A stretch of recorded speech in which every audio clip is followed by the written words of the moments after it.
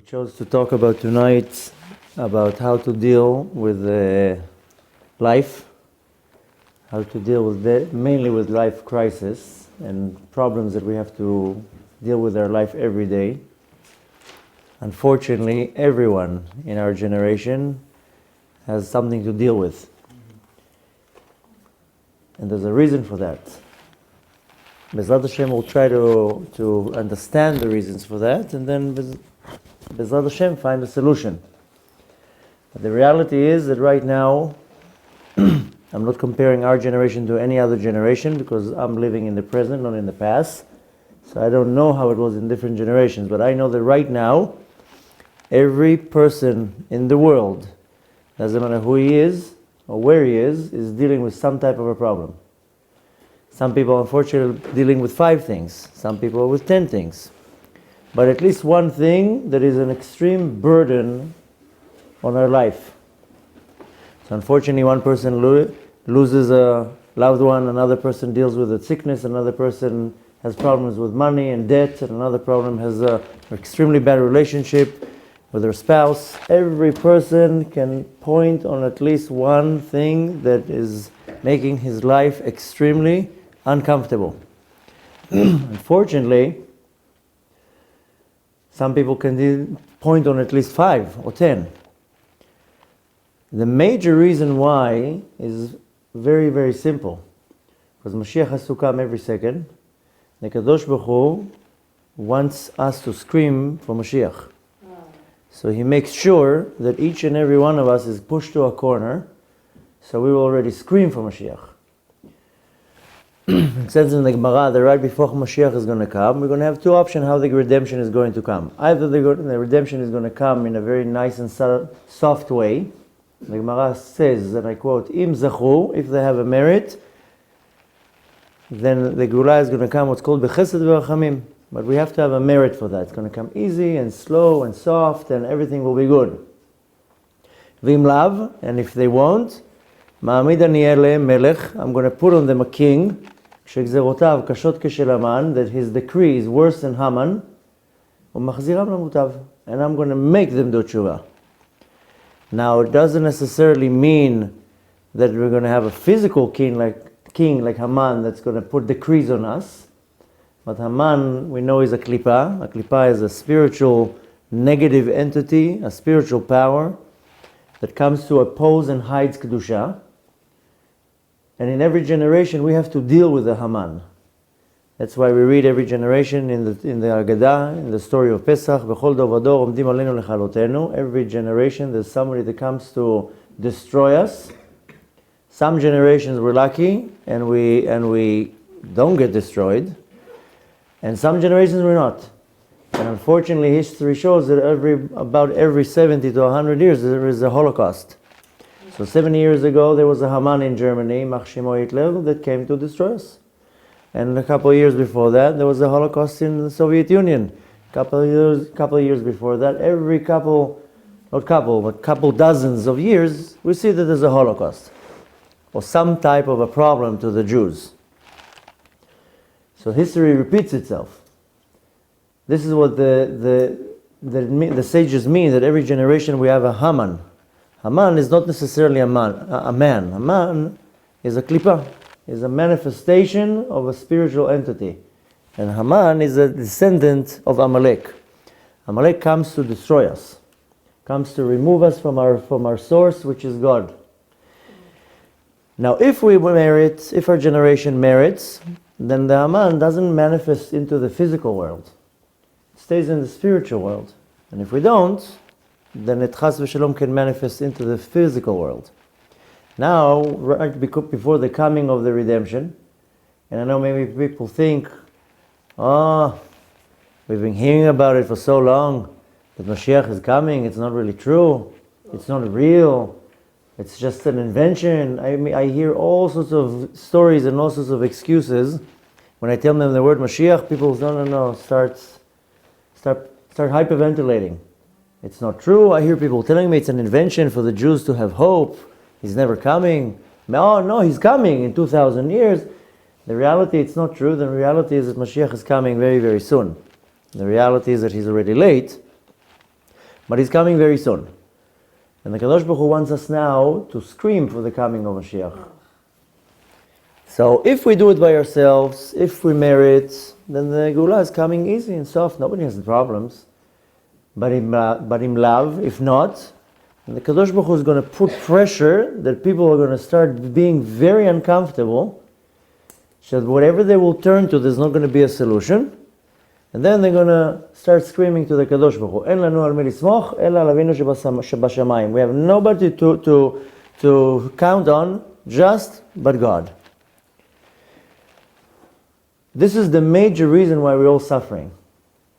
And any person that says, "No, my life is fine, everything is good," then either they're in denial or they're in denial. Or maybe they give him a check. They don't give any check. Nobody can raise their hand and says, "My life, everything is perfectly fine."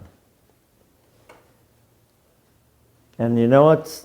I get thousands of emails every day, not hundreds, thousands of emails every day, but people want to talk to me and tell me their problems, and not one email is a happy email. I just wanted to tell you my life is good. Not one even. So I have 100% of emails of people with problems. Now, in general, one might say, yes, the problems are because the Kadosh Baruch Hu is making each and every one of us already yearn for the coming of Mashiach. The problem is that nobody really recognizes it, and people think that they can do anything else to solve the problem. The reality is that only Mashiach is going to solve our problems. People come to me all the time to solutions. I tell them there's no solution, only Mashiach. There's no other solution. Now, in general, when we suffer, there are a few reasons for that. The first one is that we bring it on ourselves. Because a lot of people think that God punishes me. People tell me, why is God punishing me? So God is not a third grade teacher that punishes you if you do something wrong. Rather, the way the world was created is in a system that you do a certain action, and right away you're going to suffer a reaction. That's how the world is created. Shlomo HaMelech says, "Kamayim apanim el apanim." The same way that I will look into a reflection into water, and I would look into water and the reflection will be my face. Or in our days, you look at the mirror. If I smile to the mirror, then the guy in the mirror will smile back at me. So the world is created in a system that what I throw to the universe, it will right away bounce back at me. So if I do something good, then something good will bounce at me. And if I do a certain action that is negative, the reaction will be negative. That's it. Hashem stands on the side and says, "I didn't do anything. I'm not punishing anyone." Kadosh Baruch Hu is the ultimate good. He has not 1 ounce of bad. He doesn't want to do anything bad. So he gave us a book full of laws, a manual, and it says, read this manual, you're not going to have problems. In this manual is all the answers for everything. If you follow my manual, the machine is not going to be broken. If you follow my manual, you will know what type of actions are positive that will cause this positive reaction.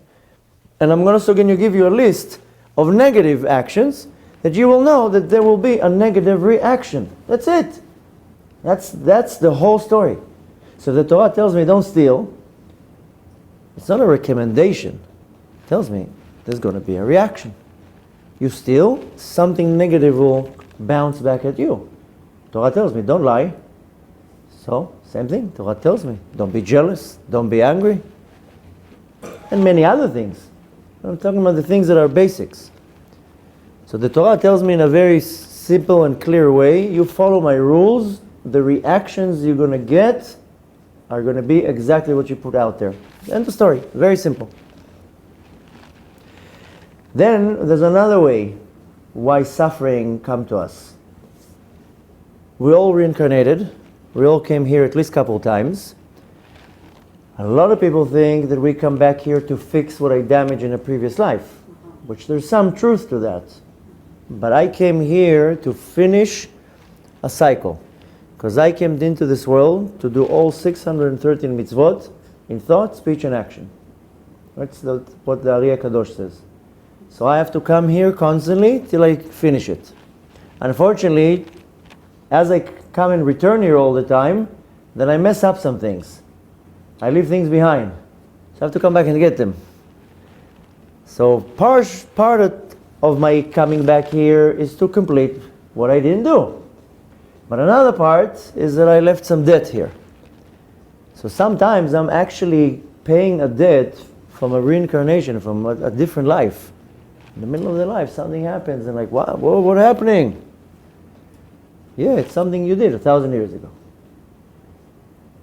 Now the same way what I said before, when there's an action, a reaction, both scenarios, the reaction doesn't come right away. It's not like an ATM that you do something and right away you get slapped. You can do something now and in 20 years it will come the reaction at the most inconvenient time. Hashem chooses the time that it's the most not convenient for me to now have this problem. So if now in my life I have a period that I have a lot of money, I'm not going to have problems now. A car accident, the tickets and all the leaks, they're not going to come when I have money. They're going to come when I'm actually suffering from lack of money. So the world is organized in such a way that whenever the reaction is coming, it's coming according to the time that it's applicable. So both in the reaction and the reincarnation, there's no time for it. It will just come whenever the heavenly court decides. Another type of hardship or suffering is because I do what's called a very severe sin. There are certain sins that we do that the reaction of it is very severe. 36 of them are sins that are called karet. 2 of them are positive, the circumcision and the offering of Passover, and 34 of them are negative. Negative not because they're negative to do, negative because it's a precept. You're not allowed to. The ones that relate to us is Shabbat, Yom Kippur, Pesach, and all the forbidden relations. This is what relates to us. The rest is witchcraft and sorcery and things that had to do with the Beit HaMikdash, with the sacrifices. But if chas v'shalom a person fails one of these sins, the not the punishment, rather the reaction is called karet. Karet means to cut off. It means that the connection between the soul to the Kadosh Baruch Hu gets cut off. So if a person chas v'shalom eats a little crumb like this of chametz, of bread on Pesach, the Torah says very clearly, v'nechreta nefesh hayit me'amea, the soul gets cut off. To explain it in a very short way, from our soul to God, there's a rope that connects us. That's what Rabbi Shimon Bar Yochai says in the Zohar. The same way that a physical rope is built from many thin threads, then the spiritual rope is built from 620 threads, corresponding to 613 mitzvot that we have from the Torah and 7 mitzvot that we have from our sages. The Zohar calls it 620 pillars of light. If I keep all the mitzvot, then these threads are all intact and they're strong. And each thread is a channel where I get a certain abundance, a certain blessing from the Kadosh Baruch Hu. One thread is what's going to give me my parnasah. One thread is what's going to give me a wife. Another thread is going to give me shlom bayit. Another thread is going to give me common sense. Another thread will give me nachat ruach. Another thread, kids, and so forth. I like calling it channels, not threads. Now if I start damaging these channels, if I don't do a certain mitzvah or I do a certain sin, then I cut one of these channels. That's it. Very simple. So right now I'm lacking one channel where I'm supposed to get a certain, what's called hamshacha, a certain bracha, a certain influence from the Kadosh Baruch Hu. Now then I can start cutting them all day long with different sins, and then my connection is very, very weak. The easiest way to explain it, you probably remember that 20 years ago when we started having the internet, the connection to the internet was dial-up. And the way to connect to the internet, you had to connect it to the phone, and then it did some weird noise, like that. And then to send an email will take about 10 minutes. We would send an email, sit like this, wait for the email to send, in the meantime read something. There wasn't such a thing as looking at videos, music. But then as the time went, the connection became much, much better. Now we have optic cables, 4G. An email takes you a split second. You send an email. Emails is nothing. If the email doesn't send within 2.5 seconds, you get upset. Now you can download videos, watch videos, stream videos. Now the connection is much more open. Why? Because the connection is wide. Very thick cables. And it's run on optic cables. Optic cables is these thick cables that have many, many threads in them. The only difference is the width and the thickness of the cable that transfers the information. That's it. So 20 years ago, when it was dial-up, the connection was riding on a telephone line. So it was extremely slow. This is what's called bandwidth. So the information was very slow to be transferred, and some of the stuff was not even able to be transferred. Now that we have high-speed internet, then everything is free. It's the exact same theory of this rope that I'm talking about. If you have all these threads connected, the communication between you and God is very open. There's no problems. So things are obvious, things are clear. It doesn't mean that your life is good, but things are very obvious. In most cases, your life is much better than what it would be if you start cutting them off. But chas v'shalom, some people do certain sins that they cut the whole rope. Now there's no connection. So it's like you take now your phone and you move away from the Wi-Fi. Oh, no connection, dead. Can't use the phone. Or I'm out of data. Now I'm stuck with this piece of metal that I can only take pictures with. I go back again close to the data, to the Wi-Fi. Again, I have connection to information. Same idea. Technology came down to this world to kind of clear things up so we can understand how is our connection with the Master of the Universe is built and what do we need to do. You will tell somebody 200 years ago that when you move away from the Kadosh Baruch Hu, you don't hear well or you don't get a reception, they wouldn't understand. Now you just tell a 12-year-old, move away from the Wi-Fi, you don't have a reception. Oh, I understand. Don't move away from the Kadosh Baruch Hu. You're not going to have problems with reception. So unfortunately, some of the sins that people do are so severe that they cut the connection with the Kadosh Baruch Hu. There are many other sins, what's called mitah b'dei shamayim, death by the heavenly court. And we have many of them. One of the famous ones is lashon hara and gossiping, all these things. We're recording, you can see the rerun. We don't have time to. Death by, what did you say? Death by the heavenly court means that our sages say that each and every one of us, over our head, like a spaceship, there's a heavenly court. Sitting there, judges for each and every one of us. And our sages say, "B'chol yom adam nidon min hashamayim." Every day a person is being judged from the heavens. Which means you go like this, they write down, he lifted up his hand, what was his intention, why did he lift up his hand? Then one side says he was lift up the hand because he wanted to hit somebody, the other one says, no, he wanted to give tzedakah to somebody. Every move that you do is judged.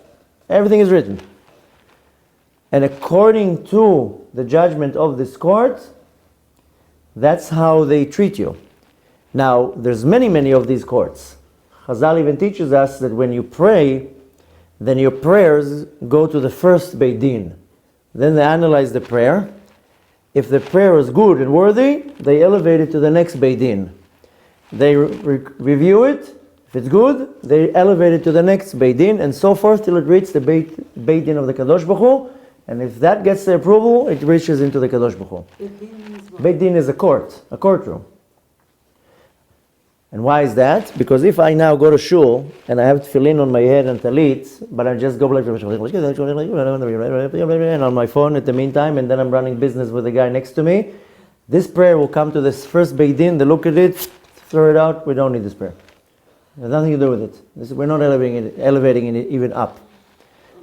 That's why when a person stands and glues his head to the Aron Kodesh, to the Holy Ark, and starts crying because he has a serious problem, he's not talking on the phone, he's not thinking of nonsense, and he's not running business. That's the prayers that start going up, till they can reach the Kadosh Baruch Hu. So, not only for prayers, this is one example out of many. So every act that I do, right away there's a judgment. Now, doesn't come a decree right away, but there's a judgment. I put my hand now to steal something, right away they say, okay, he stole. Now there's a judgment. Let's write an indictment. He stole. This is called din, judgment. So some sins that we do, the judgment is called mitah b'dei shamayim, death by the heavenly court. He did such a thing, his decree right now, if we apply it, is death. That's what it means. If a person, for example, did a certain sin, I talked, for example, about lashon hara, gossiping. The heavenly court, they get the notification and they read it and they say, okay, this is a very severe sin. That person did it deliberately. We are decreeing death by the heavenly court. Now, if they come and they actually apply it, a person will die. But in most cases, they don't apply it right away. They wait. But if it's not the time even? Yeah, a person can die way before their time. And you can't add years to your life, but you can definitely take off years to your life. The thing is that they don't apply it right away, because they're waiting to see if the person will do tshuva, if he will repent, what's going to happen on Yom Kippur. I mean, we're very close to Yom Kippur. People think that Yom Kippur, you come, you put a nice suit on, and you don't eat for a whole day, and you donate a couple $100, and that's it, and you're good to go. Kadosh Baruch Hu says, no. Yom Kippur is only going to help simple sins.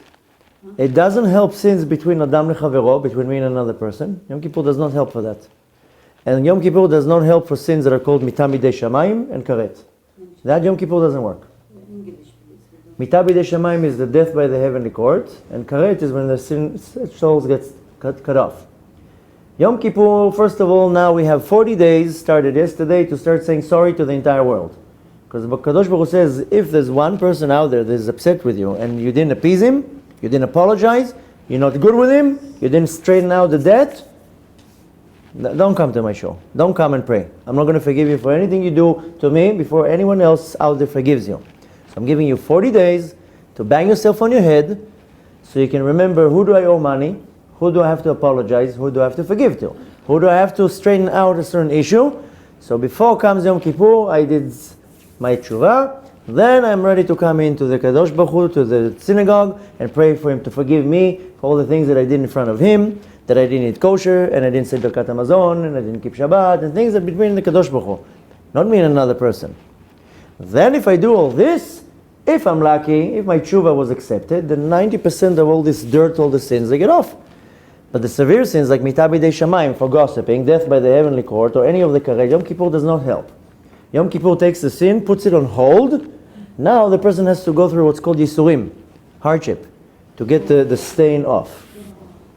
So if a person, Chas v'Shalom, passes Yom Kippur, and everything is good after that, then the person has to be extremely worried, because it means that he didn't accept his tshuva. If the person passes Yom Kippur and then starts problems, he should be extremely happy, he should dance all day long, because his tshuva was accepted. And now they're saying, okay, we accept your tshuva, we're putting all the sins on hold, there's no judgment, now we're going to clean you. So we're going to send a lot of hardships for you. And you're going to get a ticket, and then somebody's going to bang your car, and then a roof is going to fall, and then all these headaches all day long, and you're going to get a lawsuit from the business, and this is going to annoy you, and that is going to annoy you. We're going to start writing off the debt. That's why our sages say, when a person has suffering, we have to accept the suffering with a smile. Kabbalah and Zohar.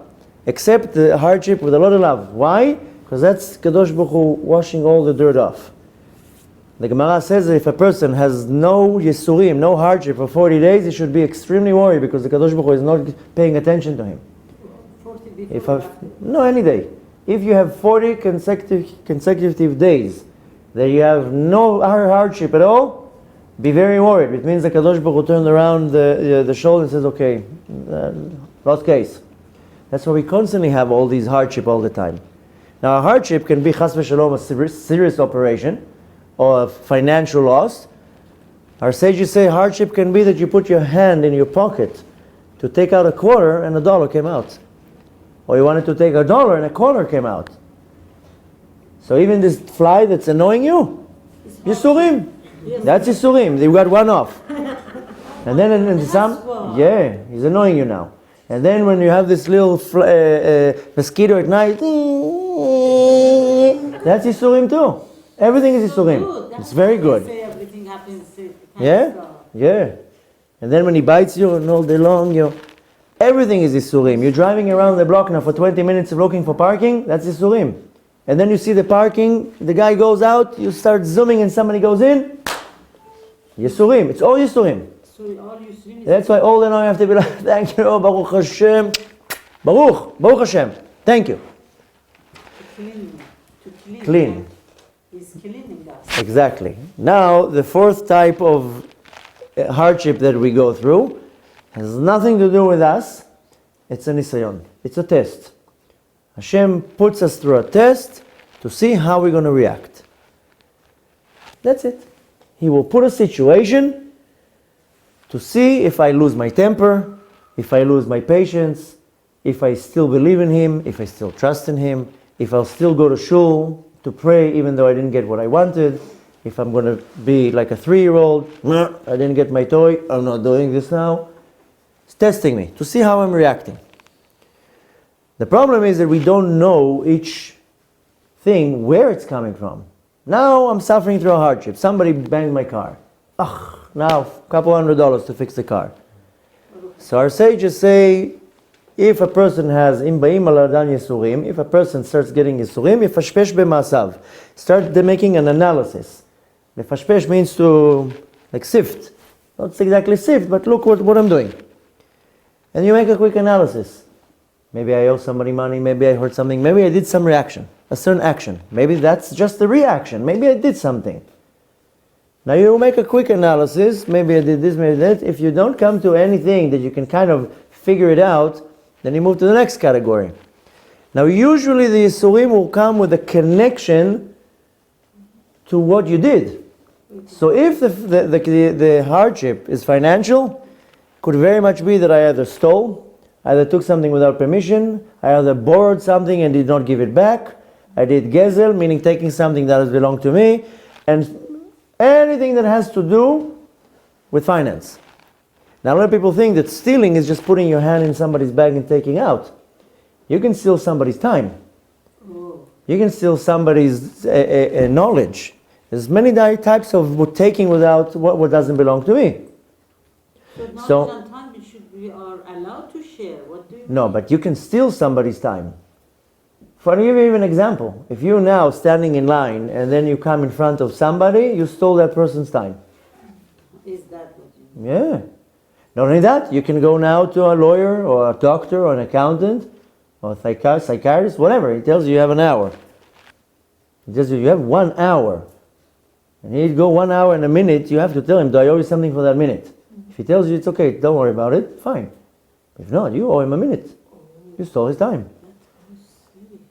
Sometimes, a professional, he goes down the street, somebody sees him and says, oh, you're an accountant, right? Tell me, if I do this and this. If he tells you, no problem, I'll give you the advice. Yeah, but if he tells you, no, call me, I'll make an appointment, I'll tell you. So, stealing is not necessarily putting your hand into the bag. You can steal in many different ways. And it's not only stealing, it can come with gezel. Gezel means that you're taking something that doesn't belong to you in a kind of a tricky way, in a deceiving way. So if the hardship is in finance, then you can make a connection. And you try to make a connection, what is the hardship? Maybe I did something. So somebody now really humiliated me, or really messed something up, or he was supposed to help me to do something, and suddenly they decided they're not doing it, and I get all upset, because now he messed it up, now I lost money because of that.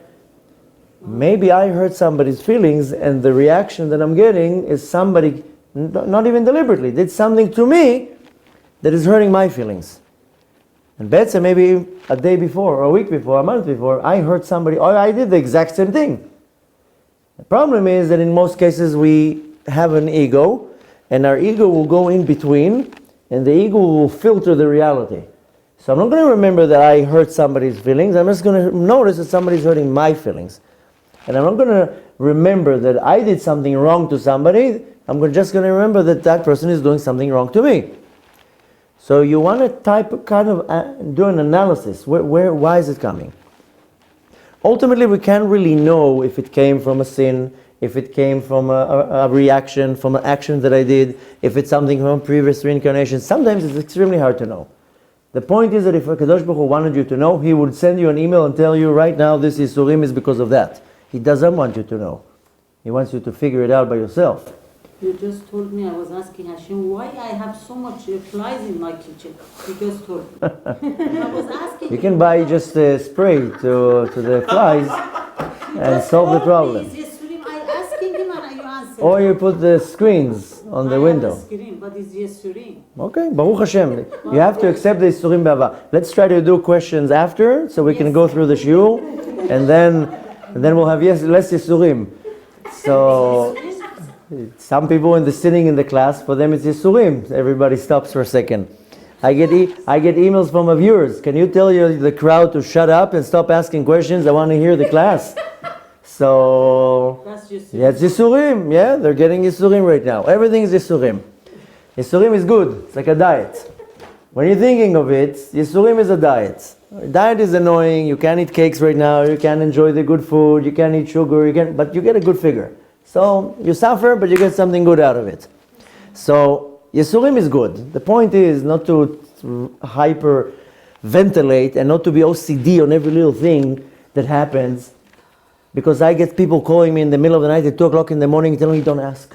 I saw a cat going in an angle and it looked at me and moved its tail. What does it mean? What did I do? It doesn't mean anything. It means the cat walked next to you. So some people, they everything that moves, they're like, don't ask. So I said, I don't ask. You asking, I'm not asking. The point is that a person has to be logical.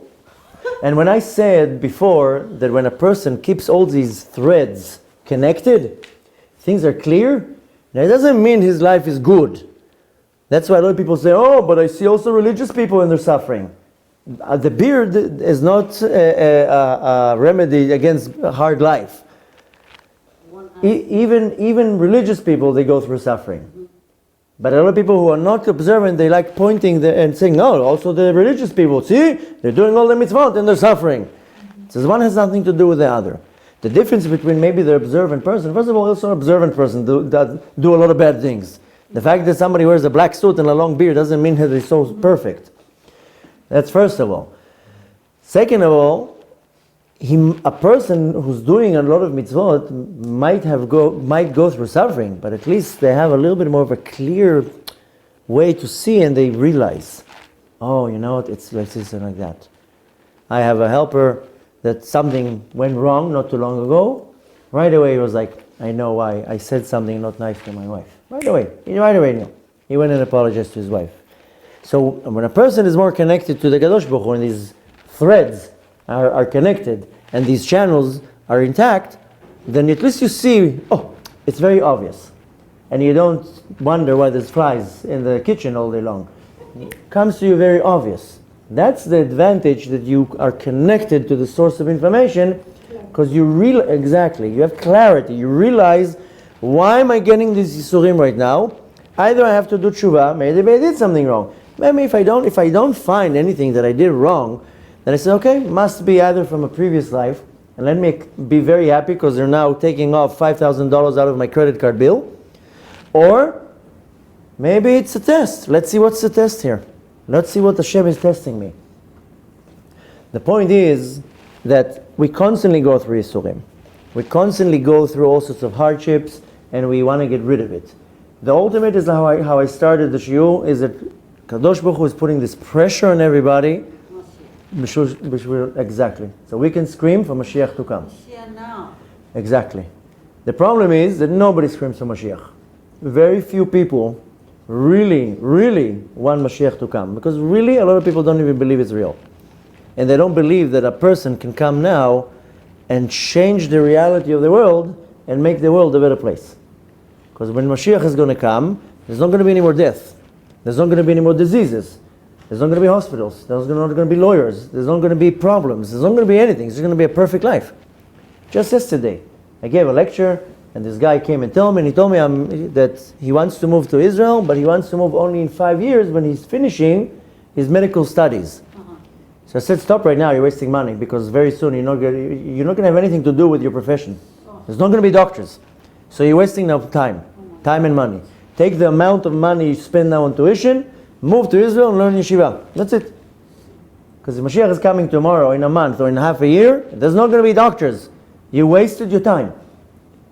And he looked at me like, oh my God. Oh my God. But that's the reality. Now a fraction of people actually understand it and believe it. But the point is that right now each and every one is suffering because the Kadosh Baruch Hu wants us to really scream and do tshuva.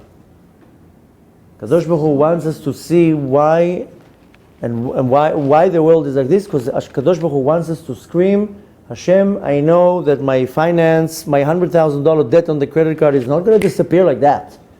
And my problems in my business is not going to disappear. And this is not going to disappear. And that is not going to disappear. Mashiach is going to come and fix everything up.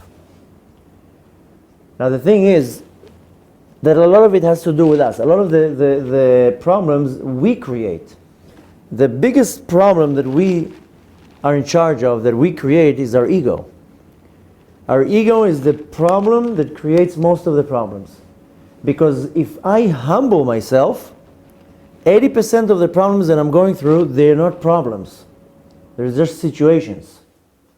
The problem is that something happens and my ego right away kicks in, and then it becomes a problem. How dare he did that to me, and then a whole week I don't sleep? Oh, what I'm going to do to him. Oh. And a whole week I'm not sleeping. Why? Because of my ego. He's right. He's 100% right. It's my fault. It's 100% my fault. That person is right. My ego is turning it around. How dare he hurt me? So this is one example out of many. But the reality is, if you notice, what causes us to suffer from 80% of what we're going through is our own ego. If the business deal didn't go through, and I get disappointed, or I get upset, or I'm trying to find what way to manipulate the deal right now to be able to close it, it's my ego. Because my ego doesn't allow me to say, yeah, okay, so this deal you didn't close, big deal. You don't close all deals. And people get disappointed, and people fall into despair, and people get into arguments.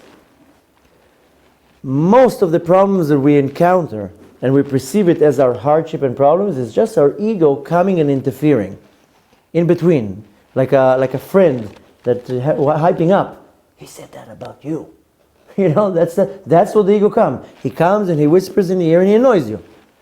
Because if you wouldn't have the ego, if you would humble yourself, you would be like, either I deserve it, I probably did something wrong and I deserve it. If I didn't deserve it, then Kadosh Baruch Hu is so great and so good and He loves me so much, it must be good.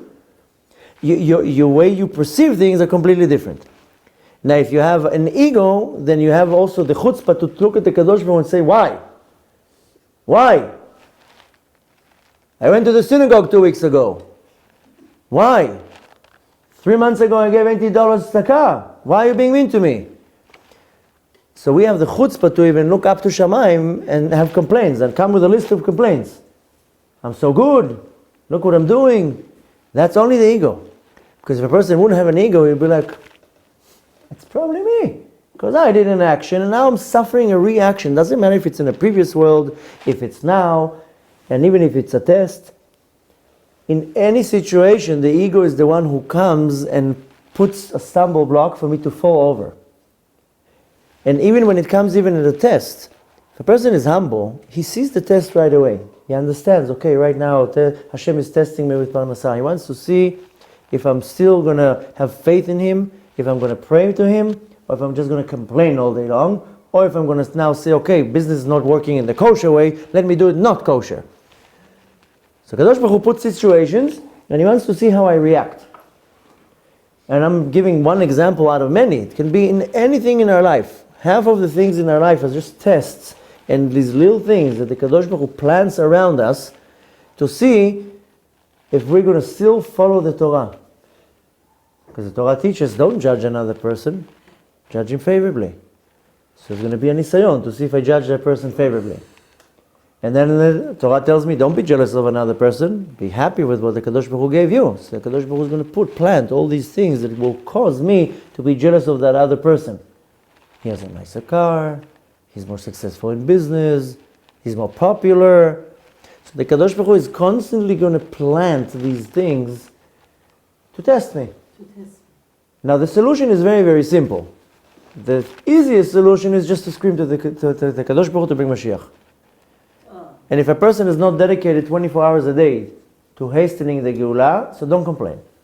If you all day long putting your effort and your time and your might and your money and your mind to be part and be bringing the redemption faster, good.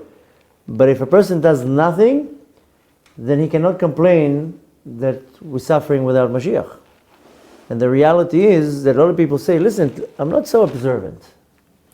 Let's talk honest here. I'm not so observant. So what is my little mitzvah worth? I don't really go to synagogue. So once a week I'll go to synagogue. Does it have any value? Well, I don't really put tefillin on. Once a week I put tefillin on. Does it have value? Let's not pretend. I don't want to be a hypocrite. I'm not religious. I'm not observant. Or I'm a little bit observant. So what's my little mitzvah worth? That's only the Yetzer Hara coming to make you feel that your mitzvahs are worthless. Because the reality is that a person can do all day long bad things, but he does one mitzvah. This mitzvah has weight that sometimes can overpower all the bad things that the person did that day. Now it doesn't mean, don't take my advice and say, okay, I'll just party all day long, and at the end of the day, I'll give a quarter. There, I did one mitzvah, it's okay that I did 1,000 sins. That's not how it works. But the reality is that a person is holding in a certain level in his spiritual connection. Each one is different. Each one has their difficulties. Each one is dealing with different things. One person, it's easier for them to be observant. One person, it's harder for them to be observant. But that's not what is measured. People think that if I'm not observant, then my little things that I do or the big things that I do are worthless. The reality is that there's no wrath of observance. The judgment goes on the effort, on the intention, on the desire, on the inclination, on the fight. A person doesn't have to be observant. If he has an issue with lying, and all day long he's lying, and he's lying, and he says, okay, I want to start minimizing the lying. You're not allowed to lie, it's a sin. And he starts being aware of the fact that he's lying. So he says, okay, I'll try now in this situation not to lie. So he reduces the damages. The effort that he puts constantly to be aware of the fact, not to say a lie, and he cares about the fact that he's doing something wrong, and he really trying, that's where the focus goes on. Not if he failed or if he was succeeding. The success is only the Kadosh Baruch Hu. The effort is yours. So a lot of people think that I have to impress Hashem. You impress the Kadosh Baruch Hu when you apply effort and when you apply thought and intention. It didn't work out, fine. The failure or the success belongs to the Kadosh Baruch Hu. If God wants you to succeed, you will succeed. If God wants you to fail, you will fail. Nothing's going to help you. Hashem wants to see the effort. If you're fighting your Yetzer Hara, if you're not falling into despair that you keep failing, you're saying, Kadosh Baruch Hu, no, I'm trying. I don't want to fail in here anymore. The point is not if you failed or if you didn't. It's how much effort, how much intention, how much love, how much fight. So it has nothing to do with the level of observance. It has nothing to do with that. Yes, you need to be observant because the Torah was given to all of us equally. It was not given to each and every one of us in a different portion. When the Torah says you should not steal, it did not categorize who is not allowed to steal. It just says, Lo tignov. All of you. And everything. Because if the Torah wanted me if I was thinking that I would start asking questions, what am I not allowed to steal? Am I also only not allowed to steal this? Maybe I'm allowed to steal this. So the Torah made it very clear. Lo tignov. Don't steal anything. Anything that is stealing is stealing. Stealing food from a dog, that's stealing. Anything is stealing. Stealing from the Kadosh Baruch Hu is stealing. Anything that is considered stealing, that's gneva, that's stealing. Now the Torah was giving very clear and very obvious, and most important, it was given to everybody equally. It does not say, oh, if you're over the age of 48 and you live in the East Coast, then you are exempt from keeping Shabbat. It doesn't work like that. The Torah says clear, it's for everybody. The only people that they have a little bit less mitzvot or more mitzvot are other priests, that they have more mitzvot, or Leviim. In certain situations, women, they have less mitzvot, they don't have to do so many things, but it's defined. So yes, you do need to be observant, not want to, need, because that's what we're supposed to do. Not being a fully observant is almost like saying, okay, I'm only eating grapes, tomatoes, and drinking water. Will you live? Yeah, you will live off grapes, tomatoes, and water, but for a very short period. And you're not going to be so healthy. Because you need everything. You need carbs and minerals and vitamins. You need everything. You not say, I'm just choosing to eat this. So not doing all the mitzvot is basically like declining from your neshama to get stuff. That, by the way, that 50% of the problems that we go through is because I'm not giving my neshama its food. If you're not going to feed your body now for 5 hours, you're going to start getting a stomachache. Another 5 hours, you get a headache. Another few hours, you start becoming dizzy. You fast for a whole day, you feel sick. Don't eat for 2-3 days. A person cannot function anymore. If you're preventing your body from getting food, the body is going to start reacting. Start getting a headache, you get dizzy, you get agitated, then you faint, and so forth. If you don't give your neshama what it needs, it will start bothering you. So if you're not feeding your neshama, one person will get depressed. Depressed. One person will have anxieties. One person will suffer from fears. Another person will have nightmares. Another person will be not stable in his mind. Every person it will affect. And the neshama will affect something emotional and physical. I mean, emotional and spiritual. Later on it comes into the physical. A lot of the sicknesses that we get is because I'm lacking a certain mitzvah and it's affecting an organ. Because the mitzvot correspond to the powers of the nefesh. And every positive mitzvah that I do, I actually create a vessel where this godly light can dwell in this vessel, and this vessel will manifest into an organ. And when I'm lacking this certain mitzvah, then this organ, this vessel, becomes damaged, and the organ that corresponds to it will be damaged. That's why, now I'm talking about the physical. That's why in Hebrew, a person that is sick, it's called choleh. Sickness is machala. It comes from the word halal, space, emptiness. So if I don't fill this spiritual organ with the light of the mitzvah, then the vessel is empty. There's a halal, there's a space. By default, it manifests into the organ, and then the organ becomes sick. So a lot of the sicknesses that we go through comes from a spiritual place. It doesn't come from the air. Oh, to close the window, you'll get a cold. It's nonsense, all these things. Some of the things, yes. But a lot of the sicknesses, it's a lack of a mitzvot. More than that, yeah, it will affect you emotionally and mentally. A lot of the emotional problems. I mean, half this country is depressed. Half this country is medicated. Why? They don't know how to deal with it. This is connected to the mitzvah. Of course. Is there any book we know which mitzvah is No. 630? No, we don't know. I'm trying to find out all these and to make a book. That's so good, because if somebody is suffering from backache, goes to which mitzvah I didn't do. A lot of the mitzvot are pretty obvious, but I don't want to talk about this now. I want to also finish, and then let's see Surim, and then we'll do all the questions. Without Hashem, I'll stay here and answer all your questions. You're not going to forget. Don't worry. You have a very thick notebook. If not, I'll remind you.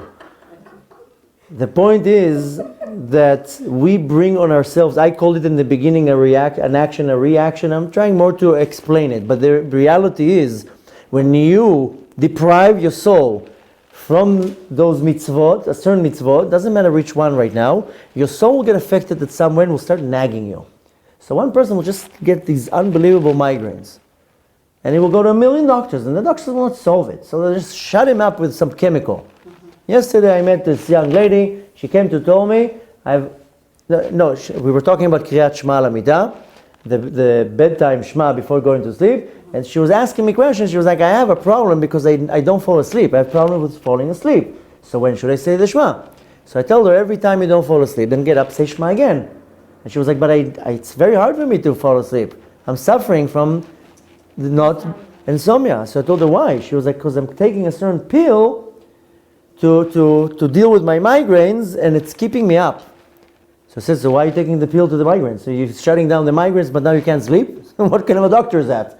You shut one problem, now a different problem comes? I told her, that's not a solution. So she says, yeah, but I can't deal with the migraines. So I says, now you're lacking, you don't have sleep. So what's the solution here? Somebody just gave you a chemical and said, here, now you don't have a migraine. Here, it's solved the problem. So now you're suffering from something else. So some people think that there's a certain problem, they go to the doctor doesn't know what to tell you. When it's something very simple, a doctor can look, observes, give you a medication. I don't like medications. Tells you what to do. Eat an orange is better than a medication. The point is that 90% of the solution is stam. It's the chemicals are numbing nerves. That's what they do. You go to a doctor, you tell the doctor, I have here a rash. You know what the doctor tells you? Here's a cream. Put the cream. What's a rash? It's some type of poison trying to come out of your body. Some toxin. So if it doesn't come out through your urine, it will try to come out of your sweat. It doesn't come out of your sweat, it will come through your snot. If it can't find how to come out, for whatever reason, it will start coming out from different places. So you get a rash. Then you put the cream, and the rash disappeared. But the cream just pushed it back into the body, and it comes out from a different place. So the doctor didn't make a solution. Now, I'm not coming here to badmouth doctors. I'm trying to say that a lot of the problems that we have are coming from a spiritual place even. So a person can starve his neshama, and then they're wondering why they have migraines, or they have digesting problems, or they have emotional problems. And unfortunately, many people have emotional problems. So when I say you have to be observant, it's not it's not an option here. The Torah tells us you have to be observant. That's what I said before, the manual that Kadosh Baruch Hu told you. Here, do these things, everything will be okay. Don't do these things, everything will be fine. You start messing up whatever I told you in the manual, don't start complaining. A reaction. So of course we all have to be observant. And the more observant that you become, things become, first of all, half the problems disappear. Because you also accept things. You also know that's the will of the Kadosh Baruch Hu. And if I'm not supposed to make money right now, because that's the will of the Kadosh Baruch Hu, then this year there's not going to be money. Hashem is testing me now to see if I'm appreciative, if I'm happy with what I have. It's not all about money. So maybe 1 year I'm not making so much money. And I'm, again, giving one example out of many. The point is that when we want to try to find a solution, as the first solution and most important is, as a person has to be observant. And like I said before, we don't have a RAF, how observant you are, then that's how you're measured. You are measured in your efforts and how much you're trying. I mean, I can put tefillin on every day. But for me, it's a normal thing to put tefillin on every day. It's like a total, basic, natural thing for me to put tefillin. And another man, it's a struggle for him to put tefillin. And he wakes up and late and he forgets and he doesn't want to, he can't get himself into the synagogue. Finally, when he was able to bring himself to put the tefillin, and he was fighting hours or days, his Yetzer Hara, to finally put tefillin, the weight of the mitzvah has a total different weight. Look how much effort went into it, look how much fighting went into it. So the person is measured by his efforts and his intentions and how much he wants to do something, how much he's fighting not to do something. So don't let the Yetzer Hara tell you you're not so observant, so don't bother. That has nothing to do with it. Because the Yetzer Hara is going to come and tell you this, and you don't really keep Shabbat. So why are you pretending now? Why do you need to do Kiddush? Why do you need to go to the services? Why do you need to do this? You're not really observing the Shabbat. What are you? You're a hypocrite. So this is only the advice of the Yetzer Hara, because in reality, Shabbat is measured by seconds. A person can keep Shabbat for 5 seconds. If you sleep 8 hours, you kept Shabbat for 8 hours. That's it. For the people that come to me and they tell me it's very hard for me to keep Shabbat, so I tell them take a sleeping pill and sleep for 24 hours. Just don't do anything, just don't desecrate the Shabbat. Lie in your bed for 24 hours, you kept Shabbat. Because you didn't desecrate it. That's it. Later on, when you have to add things, you have to do Kiddush, and you have to eat, and you have to say Birkat Hamazon and pray. That is bonuses. But sit like this all day long and don't do nothing for 24 hours, you kept Shabbat. And Shabbat is measured by seconds, not by the whole thing. One time, one of my wife's best friends, she came to us, she started trying to keep Shabbat in our home. And one morning I wake up, and I'm getting ready to go to the synagogue, and I see her packing her bag, and she's leaving. I said, where are you going? She was like, no, somebody texted me, and by mistake, I checked the text, so I desecrated Shabbat, so I'm going home. So I said, you desecrated Shabbat for 5 seconds. That's it. You have to continue now. It doesn't mean that that's it, you ruined it and it's all messed up. So technically, you just sit like this for 24 hours, you didn't desecrate the Shabbat. And it's with every mitzvah like that. The point is not what you do, what you don't do, is what you do. So every person is measured completely different. The Yetzer Hara is going to come and tell you you're worthless, you're nothing, your mitzvot are nothing. You lie all day long, so one time you didn't lie, big deal. Yeah, one time out of 100 you didn't lie, they're opening champagne bottles in Shamayim, in the heavenly court. They're all cheering like a touchdown. He didn't lie. But that's the reality. The Yetzer Hara is going to come and tell you you're a loser. But the reality is that you failed 99 times, one time you succeeded. That's where you get the check mark. The point is that we constantly want to strive to get closer and closer to the Kadosh Baruch Hu. Why? Because I want my threads to be connected 100% to the Kadosh Baruch Hu. First of all, a big part and a big chunk of the problems will disappear. First of all. Why? Because I'm not putting myself into these situations. Our sages say, mitzvah goreret mitzvah, a mitzvah will pull after it another mitzvah, ve'avera goreret avera, and a sin will pull after it another sin. So you do one sin, most likely there's going to start becoming a chain reaction. For example, you say a lie. You can't say one lie. It has to come with some cousins. Because you said the first lie, right away you have to back up with another story, and then another one, and another one, and you started, you can't get out of it. And then 2 weeks later, you meet the person, I can now say, because I told him 2 weeks, I told him that, I have to start making up new lies, and what did I say? I don't remember what I said. So you start with one lie, and then it starts chain reaction. Same thing with gossiping, same thing with anything. That's avera goreret avera. So the point is that, yes, and I'm not saying it in a judgmental way, we all have to be observant the same way. We all have to strive to be observant, because that's our food and our air and our sustenance to our neshama. And if I'm not giving my neshama what it needs, there's going to be issues. A, there's going to be the reaction. B, my soul is going to start nagging me from inside. Most people don't make the connection. They get a pain in the knee. It's probably because I was running. No. Maybe you hurt a certain mitzvah in Shamayim. It's affecting your knee right now. You have problems in your back. You have problems in your ear. So Kadosh Baruch Hu also puts the problem in a very clear way.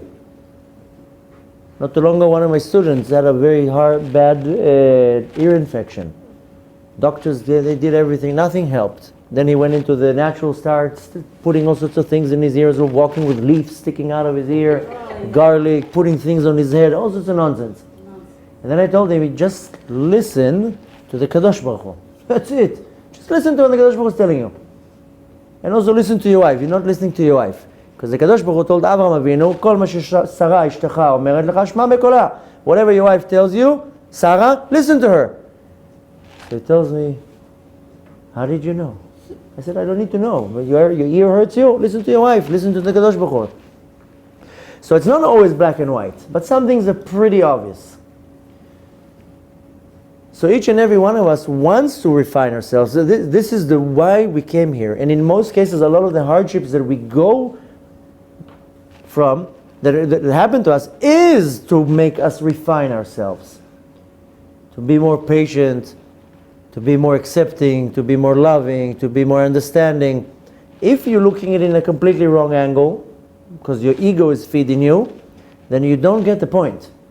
And if you remove the ego for a second, and something happens, not too long ago, I have a student that his partner became extremely sick. A week passed, 2 weeks passed, 3 weeks passed, and the guy is not getting better, and my partner is going crazy. No, not my partner, my student, his partner is going crazy. He's not coming, he's not doing, I have to do everything. And all he did was complaining. And I told him, don't you see what an Nisayon the Kadosh Baruch Hu is putting to you? Kadosh Baruch Hu wants to see if you're going to do Bikur Cholim, if you're going to visit the sick, which is a very big mitzvah. He wants to see if you're going to have compassion to a sick person. He wants to see if you're going to, instead of judging him, why did he do this, why did he do that, Look how Hashem is testing you for so many things. For patience, for understanding, for compassion, for love. What do you think he's sick on purpose? You think he's on purpose becoming sick to annoy you? So he didn't get it. The point is that he didn't get it. But I told him, but don't, look. Kadosh Baruch Hu turns everything around, that everything is connected to each other. The first partner had to be sick for whatever reason. But the other partner, Kadosh Baruch Hu says, okay, now I'm going to test him right now. How he's going to behave. If he's going to be understanding and saying, maybe one day I'll be sick. And the partner's going to have to take over me. Maybe I was sick 3 years ago, and my wife, who is my partner, took care of me for 2 weeks. Now it's my turn to take care of somebody else that is my partner. So when I said before you have to kind of analyze it, you can kind of put dots together. The point is that the more you focus yourself on the target, everything is more clear. And again, it does not mean that your life is going to be perfect because you are more observant or that you're more in tune to the Kadosh Baruch Hu, but a big chunk of the problems will be removed. And the other chunk of problems, they'll be accepted. Because a person will be humble and say, that's what the Kadosh Baruch Hu wants. That's the will of the Kadosh Baruch Hu, and I'm accepting it. I'm not whining, and I'm not crying, and I'm not doing anything.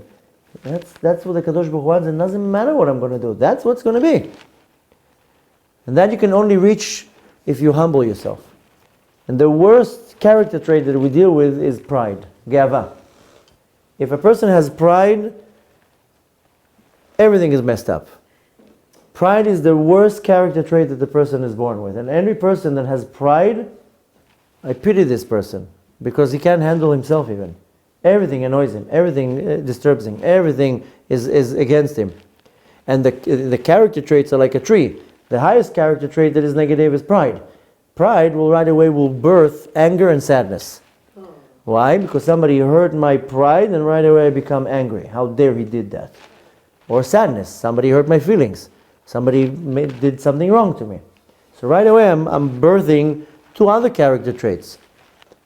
Being sad and being angry. And then these will start birthing more character traits of disappointment and judgmental and hate and resentment and so forth. And the complete opposite of pride is humble.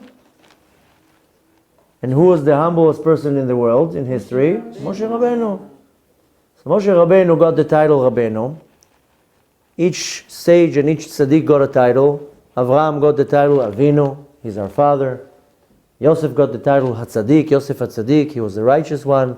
David is David HaMelech, everybody got a title. Aaron HaKohen, he was the priest.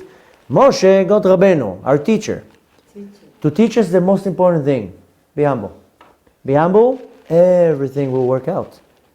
Moshe Rabbeinu was so humble to a point that you know the story in the Torah with Korach. Korach came to rebuke him and to confront him. Now Korach is not some hoodlum from the street. Korach was, first of all, was a billionaire. He was like a Bill Gates of the generation. More than that, he was a Talmid Chacham. He was a big, big, big rabbi. More than that, he was part of the family. It's not from the street. And Korach was so powerful, he had so many people behind him, 250 Rashei Sanhedrot, the Supreme Courts, the head of the Supreme Courts. So Korach was not with some hoodlum that came to argue. He was a serious guy. And he comes to Moshe Rabbeinu and he tells him, well, who made you here in charge? Well, you giving jobs here to everybody in positions. You made yourself king. You made your brother the high priest. What's going on here? I also want. Now you would think that Moshe Rabbeinu, in his level, what would you think his reaction would be? Whoa, relax. Who are you talking to? I'm the king. Back off. You know who I am? I'm Moshe Rabbeinu the Great. I split the sea. I took the Jews out of Mitzrayim. Shh. You would think that would be his reaction. But Moshe Rabbeinu was so humble, the Torah says that he fell on his face and started crying. Because in his mind he was like, wait a minute, maybe this guy's right. Maybe I did something wrong. Maybe I did something bad. Maybe he's right. And his solution was, okay, let's see what the Kadosh Baruch Hu says. And they made the whole test with the sticks.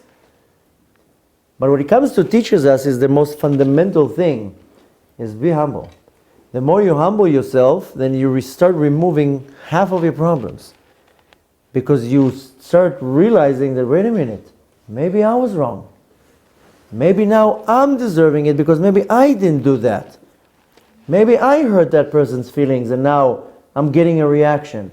Maybe I stole, maybe I cheated, maybe I did this and that, and now I'm suffering some reaction. That's only if I remove my ego.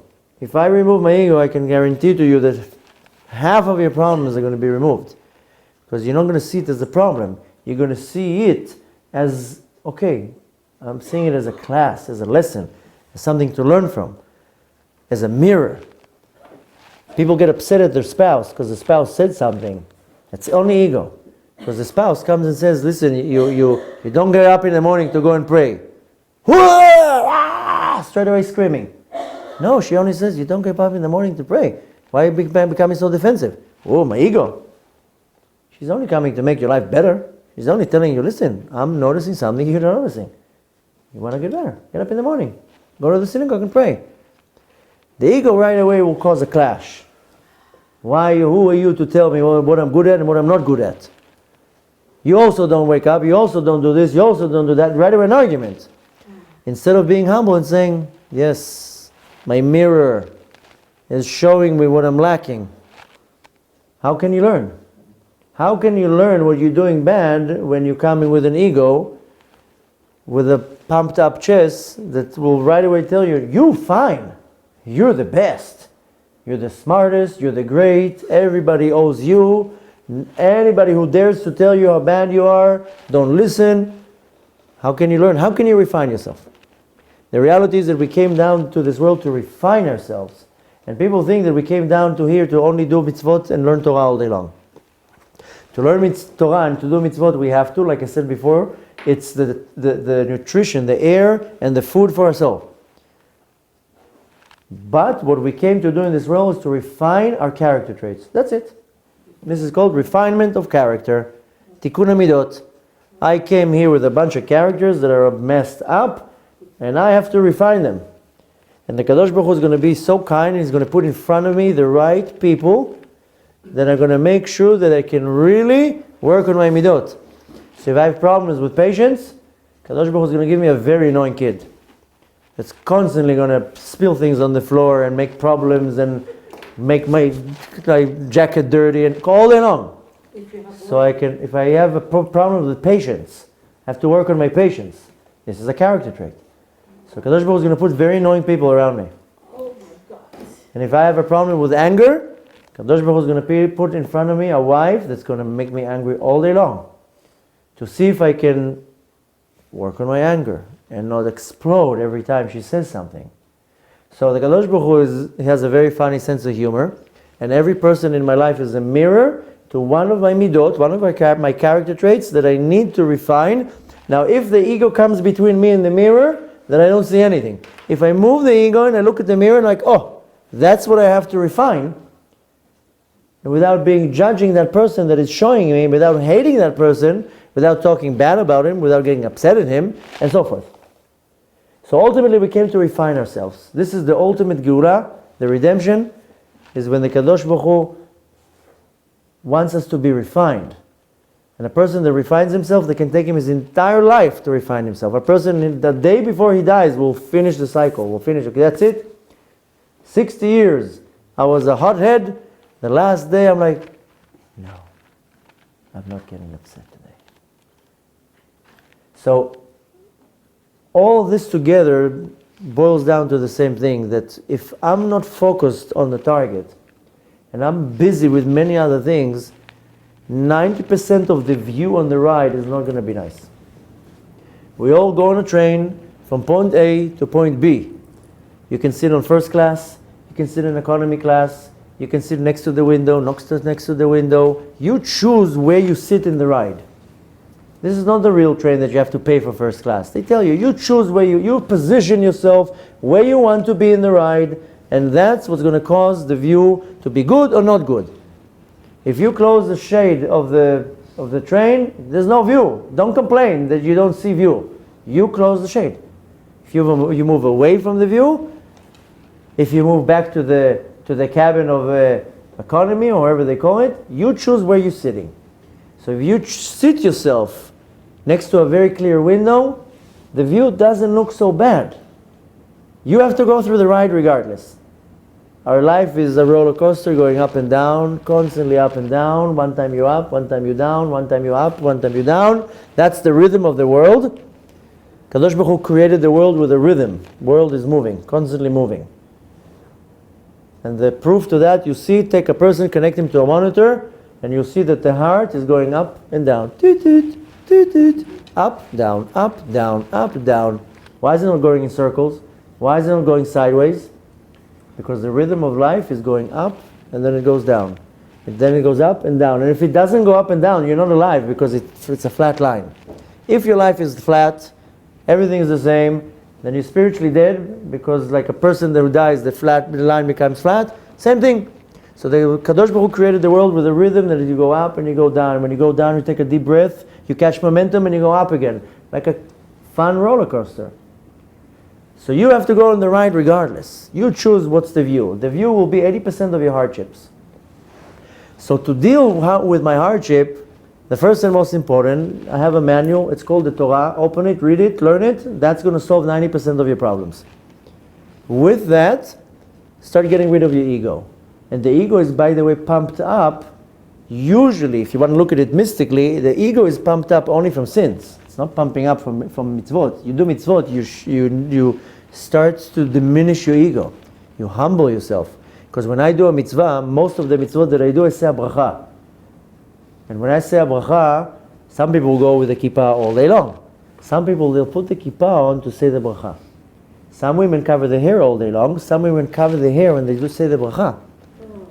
So when I say the bracha, by default, I'm already lowering myself a little bit, knowing that something is above me, and I have to bless something that's way more powerful than me.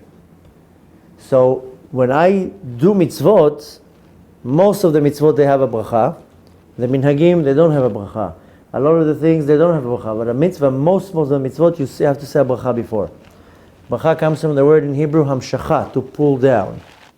So I pull down basically godly revelation into the world with my bracha. Baruch comes from the word havracha, to pull, in Hebrew. But more than that, I also pull myself down. I lower myself. I make myself a little bit more humble. So when I follow the Torah, by default it makes me more humble. If I don't follow the Torah and I feed my neshama with a lot of sins, then my ego starts inflating. Because the sin is something that is completely empty, that has no mamashut, has no sustenance. Same thing as the ego. Ego is a balloon of air. So one wants to focus on the target. You want to focus on the target. The more you focus on the target, things start clearing out. Even the bad things, half of them become not so bad. And if they still stay there, you at least know how to react to them, how to relate. Okay, things will be bad. That's right now, they're going down right now. That's where I'm taking my momentum. But ultimately, has to be in the back of our mind that most of these problems is only for me to wake up in the morning and say, the Kadosh Baruch Hu, enough is enough. I want Mashiach to come because I can't take my problems. I can't take my hardship, my sickness, my problems. Everybody has something. Kadosh Baruch Hu is taking everybody's lollipops right now. A couple years ago and decades ago, everybody had lollipops. People had much more money, jobs were easier, everything was a little bit easier. And again, I'm not comparing my generation to other generations. Also in other generations, they had problems. But in our generation right now, Kadosh Baruch Hu is starting to take each and every one of us toys and lollipops so we can start crying. Because if I give now my child everything that they want, besides becoming spoiled, they're not going to ask anything from me. Because I just take it. But if I start taking now all the toys and all the lollipops, then I start getting the attention of my kid. That's it. So the Kadosh Baruch Hu wants your attention. If you don't give the Kadosh Baruch Hu enough attention, he will get the attention one way or another. He will demand the attention. I come home, well not me, maybe a different father comes home at the end of the day, opens the door, hello, I'm home. You know what's the reaction? That's the reaction. or like this. So, what does the dad do? I have a lollipop. Huh? Now the kid comes. Takes the lollipop, give me a kiss, goes. That's what the father wanted, just a little kiss, just to acknowledge that I'm here. Because we ignore the Kadosh Baruch Hu, so if we ignore him, then he will take our lollipop away and say, you want it? Come here. Come and give me some attention, then I'll let you go. So ultimately the Kadosh Baruch Hu wants our attention, and the Kadosh Baruch Hu wants us to already get the Geulah. He's also sick and tired already. I mean, it's all ready. The Geulah is ready, it's ready to happen. Mashiach is here. He's waiting for us to get our act together so we can move on. So next time when you start dealing with all sorts of problems, have in the back of your mind is, if I pray now, it's for Klal Yisrael. So if I have a problem with Parnassah and I start praying for my Parnassah, have in mind everybody, and have in mind, if I bring Mashiach, it will solve everybody's problems. Not only mine, everybody's problems. Kadosh Baruch Hu wants to see how we're relating with each other. If I'm tolerating other people's problems, because everybody comes and throws their problems on somebody else. And they're like, why are you throwing now all your problems on me? I have enough of my own.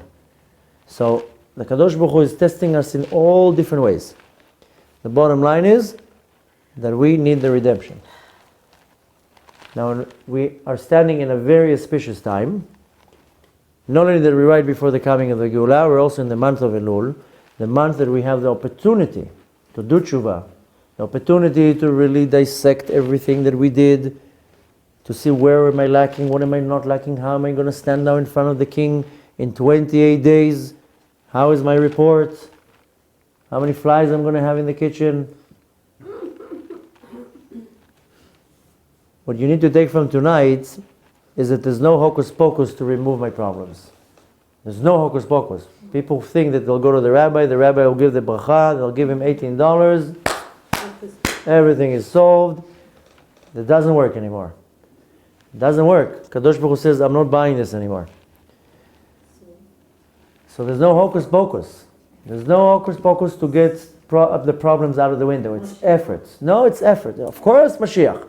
Ultimately, it's Mashiach. Kadosh Baruch Hu wants you to put your effort, and you're holding here right now, then you have to hold now here. And then you're holding here, and then Kadosh Baruch Hu wants you to hold here. He doesn't want you to jump from first floor to 20th floor. Wherever you are now, just step it up a little bit. Step it up a little bit. What am I asking? Effort. Don't complain, don't whine, and a little bit more effort. So now the Kadosh Baruch Hu is giving us 40 days of a discount. Here in this country, every time there's a holiday, today is what? Memorial Day? What is it today? Veterans Day? With the Labor Day? Also 2 days. They invent also the days in this country. They invent the days. They want people to go out and buy stuff. So they invent a day and they say, okay, now you get 90% off. Every holiday they give you a sale. Why? Because they say, oh, we need people to spend money. We want them to create an auspicious time. So once a year they give you a Black Friday. Never understood the whole term. Black Friday, the sales are even on Saturday and for Thursday. Why you call it Black Friday? But it doesn't matter. They give you 24 hours here. Buy the same product for 90% off. If you missed 1 second, whoop, the price goes up. So Kadosh Baruch Hu gives you a 40-day Black Friday. He gives you 40 days to say, now I'm giving you discounts. Come and grab it. I'm going to control a little bit the Yetzer Hara. I'm going to listen a little bit more. The Baal HaTanya explains, he gives a parable that the king goes on a trip, and on the way home, on the way to the palace, he has to cross through the town. In those days they didn't have a helicopter, he has to cross through the town. As he's crossing through the town, everybody hears the king is crossing through the town, everybody comes out to greet the king. But the king is already very accessible to everybody. He shakes everybody's hands, he waves to everybody, like Donald Trump and Clinton. They wave to everybody and they smile, they shake your hands. In 40 days they're not going to remember you. Now when they're trying to get your vote, they're your best friend. So they go to the streets and they talk to you, selfies. So this is the lafochu, the avdil. Kadosh Baruch Hu now, he's walking into his palace. So he's coming through the town, through the field. Now the Kadosh Baruch Hu is very accessible. Now you go to the Kadosh Baruch Hu, he's going to turn around and says, yes, how can I help you? What's your name? Nice to meet you. Till Rosh Hashanah. Rosh Hashanah, Kadosh Baruch Hu goes into his palace. Then we have to crown the Kadosh Baruch Hu. That's when we make the Kadosh Baruch Hu our king. That's why all the tefillot, all the prayers on Rosh Hashanah, we're crowning and we're making Hashem our king. Mamlichim. We're making him our king. Then, after that in Yom Kippur, that's it. The doors close down. The prosecutors and the defense attorneys walk in and then they're looking at your files. Now you can't talk to the Kadosh Baruch Hu. You cannot knock on the door and say, wait, I forgot to tell you one thing. That's it. You had 40 days to tell me that. So now you have 40 days that the Kadosh Baruch Hu, you tell him, he turns around. Yes, how can I help you? What do you need? What do you need? What's wrong? So you have 40 days of easy access to the Kadosh Baruch Hu. And the Kadosh Baruch Hu tells you, now is the time for you to do tshuva. So you take advantage of these 40 days that you do tshuva, because really, Bemet, I say it in all my classes, you cannot do tshuva on Yom Kippur. People think that they can come and do whatever they want the entire year. Comes Yom Kippur, they'll eat, they're not going to eat, they'll give $36 donation to the synagogue, and that's it, I did my thing. No, you cannot you remember what you did 11 months ago. How can you do tshuva for that? You have to do tshuva every day in Kriyat Shema L'Mitah. You have to do tshuva on Erev Shabbat. You have to do tshuva on Rosh Chodesh. Yom Kippur comes. If you did tshuva all these times, then you don't have to do much. You just seal the deal and that's it. It's what's called the completion of the kapara. Gmar kapara.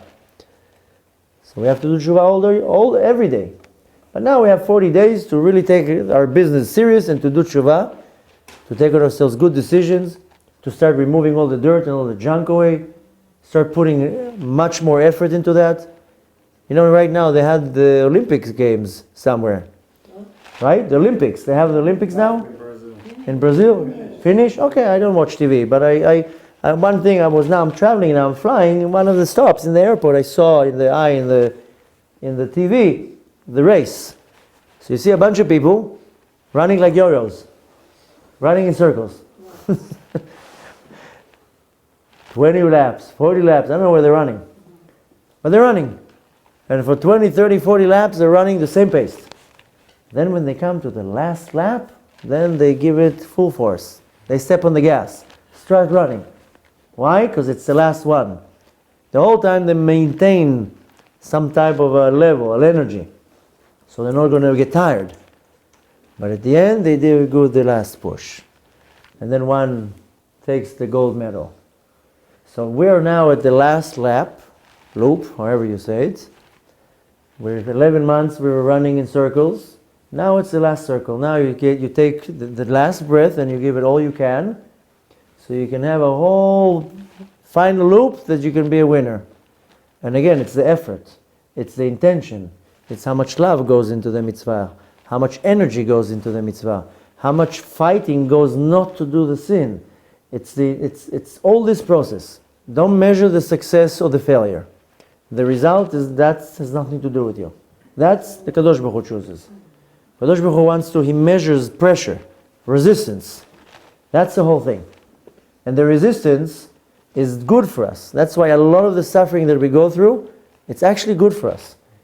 Because it's resisting. If you go now to a gym, and you don't use the weights, you just go like that, there's no resistance. Nothing's going to happen to the muscle. You need resistance, you need weight. Then the muscle really works. So if my life is very, very smooth, there's no resistance to what I do, so I don't develop anything. So Kadosh Baruch Hu puts all sorts of issues and all sorts of hardships. That's the ones that I'm not talking about that you create with your sins. But he puts all sorts of challenges, so there'll be some type of resistance, so I'll work on myself, and then I grow, and I grow, and I grow. That's why I said you have to analyze where it's coming from. But to sum it all up, we need Mashiach, and we need Mashiach now, and we need every Jew in the world to get their act together, because each Jew is a valuable player in the whole game. And a lot of people point at me and say, no, the rabbis, they have to bring the redemption. There's no difference between me and you. We're exactly the same, just that I have a long beard. That's it. Every Jew is equally the same. We all have to do the same mitzvot. We all have to put our effort. And every Jew, if he will understand in his mind, and he wake up in the morning and he looks in the mirror and says, wait a minute, I'm very important now. The entire world is depending on me right now. If I now go to pray or not the Jewish nation, the entire world is depending on me right now.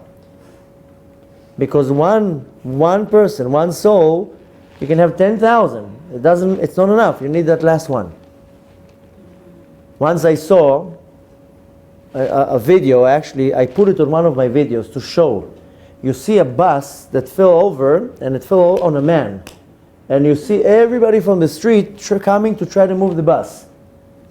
And you have like 40, 50, 60 people, and they can't move the bus. And the person is stuck under. Then you see in the video, one person running from the side, and he also grabs it, and they lift up the bus, and they pull the person out. And you see how 60, 70, 80 people, they can't move it. Comes the last one, and puts his little effort, and the whole bus, they pick it up. I don't remember on which video, one of my videos, the editor added it to show the idea. And the reality is, you can have now 100,000 people doing a certain mitzvah. We need one more guy to give this little push. That's why every Jew is so important. It's not about a big rabbi, a small rabbi, a medium rabbi. It's not about that. Every person is the same. And sometimes we need just one person that gives that little push, and the entire world is depending on that, not just our nation. The redemption is for the entire world. Also the non-Jews are going to be part of the redemption. They're also staying here. 2/3 of the world is out of the picture. 2/3 of the world, when the redemption is going to come, are not going to be here. Right away? Go. I don't know if right away, but 2/3 of the populations will not survive the redemption. They die. Of course they die. They don't take a rocket into the moon. They will die. Doesn't matter how it now, and it doesn't matter where or how and when. The Jews or non-Jews? Well, everybody.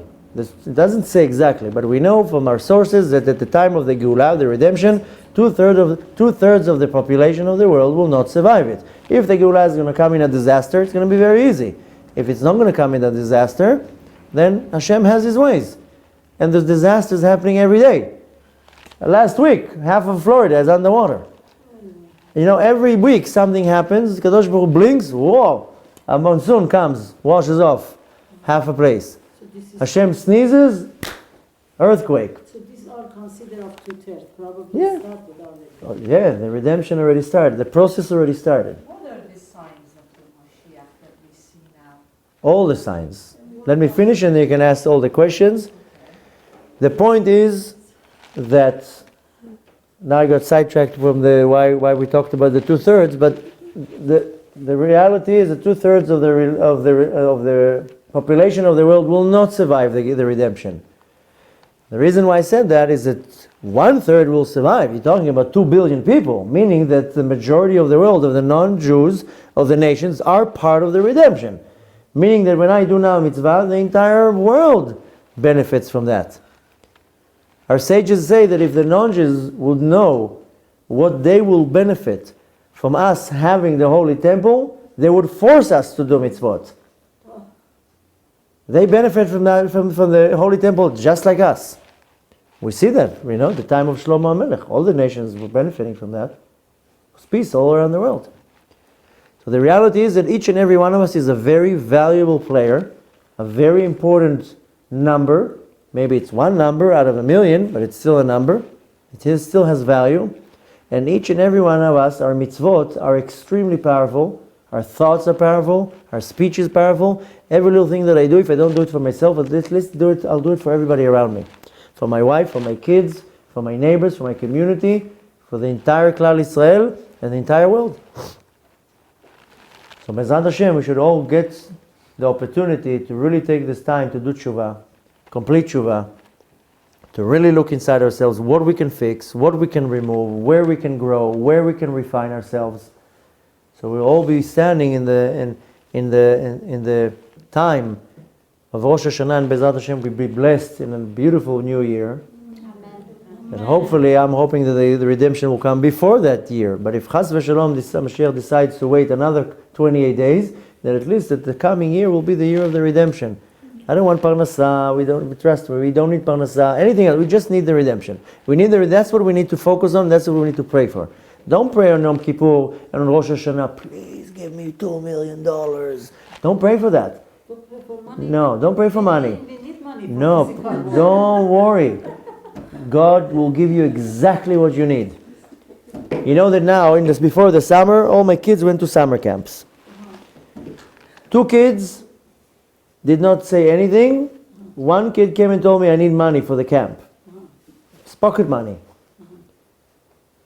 He came and said, I need some money. There's going to be, I buy treats every day. And the other 2 that didn't ask, I also gave them money.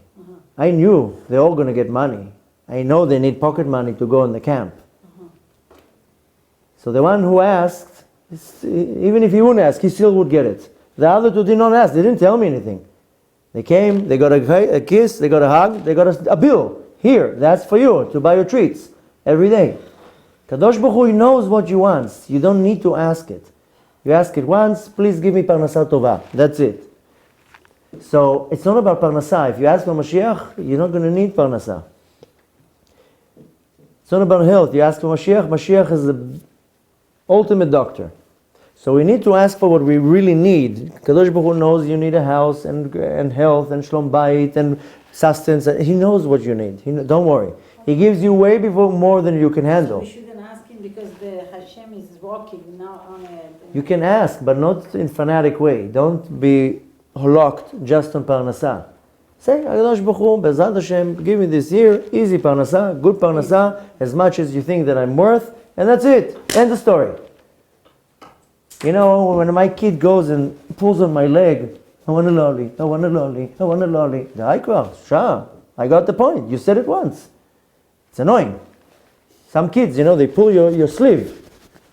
You said once, I understood. It takes 10 minutes to get to the store. If you nag more, it's not going to make us faster. So, same with the Kadosh Baruch Hu. Sometimes the Kadosh Baruch Hu says, I heard you. Relax. Takes time to wire the money. So Kadosh Baruch Hu doesn't... Kadosh Baruch Hu doesn't like when we nag to him. If you nag too much, he's like, like any normal parent, I got the point. So, you pray for what you need, you ask nicely, and that's it. Trust me, Kadosh Baruch Hu wants to give you more than what you can handle. But do we do it in these 40 days along with the Yes. Teshuvah? Yeah. Also Teshuvah and Yeah. what we do? Tshuva is most important. Tshuva is much more important than anything. Like I told you, health is going to come, sustenance is going to come, everything is going to come. But the Kadosh Baruch Hu at Rosh Hashanah, he signs a check. He tells you, this year you're going to make $50 million. You want 50? Why should we afford? I always think about yesterday. Why should I afford? Hashem said, Yeah. Rosh Hashanah, I'm gonna You have to do the minimum. I said, I'm going to get the $2 million. Why do No, I you have to do the minimum, you have to do your effort, and that's it. And not go crazy. Don't go crazy. Exactly. Minimum and effort. Exactly. Kadosh Baruch Hu on Rosh Hashanah gives you a check. Now the Kadosh Baruch Hu is like the lottery. You win the lottery, they don't give you $300 million in one shot. Every month they give you a payment. So the Kadosh Baruch Hu says, okay, I'm signing now a check. I'm not giving you the check in one shot. Every day you come to me, I'll give you one portion of the check. So the Kadosh Baruch Hu tells you, you have to pray every day, once, and you have to pray every day 3 times. Every time you approach me, I'll give you one increment of the check. That's why if you look at the tefillah, our prayer, I'm talking about Shmona Esrei, not anything else. The 18 prayers. You're asking for physical things. So you're asking for parnasa. Every time you ask it, you bring it down from the spiritual level into the physical level. So that's why people don't get the point. Why do I need to pray all the time? Kadosh Baruch Hu, if I'm going to give you now $1 million check, and you put the check in your pocket, and you sit like this, it's a piece of paper in your pocket. You have to go to the bank, stand in line, open a bank account, then you have to deposit the check, then you have to wait for it to clear, then you have to go and pull out the money. You have to do a lot of actions in order to cash the check. So Kadosh Baruch Hu says, here's a check, now cash it. Come every day to the synagogue and pray. Pray once a day, do this, do that, do this mitzvot. I'll give you everything. But Mehmet, ultimately, what you need to focus on this year is not to focus on Parnasai, not to focus about checks, and not to focus about anything. You have to pray to the Kadosh Baruch Hu to send the redemption. That's it. Because with that, all our problems will be solved. Very simple. We want Mashiach. So Bezrat Hashem, we should all merit to have a beautiful new year. We should have a beautiful months of tshuva and itorerut and awakening, to be able to return back home, to be able to see things clear so I know what I need to fix, who I need to apologize to, where I need to pay my debts. To be able to, not only that we're going to be blessed with a good and sweet coming new year, we're going to be blessed with the ultimate and full redemption, and we should merit to see it way before Rosh Hashanah. We should be merit to offer the sacrifices of Rosh Hashanah already in Bet HaMikdash. Amen. Bezrat Hashem, with that, we should all merit to move b'chazara to Eretz Yisrael and see the ultimate Geulah. And I wish you bemet great success and health and sustenance and briut, and everything that you need for yourself should happen and be in a very revealed and clear way. And Hashem should guide you to be able to see clearly what you need to work on and fix. Thank you very much. Should have a Chodesh Tov.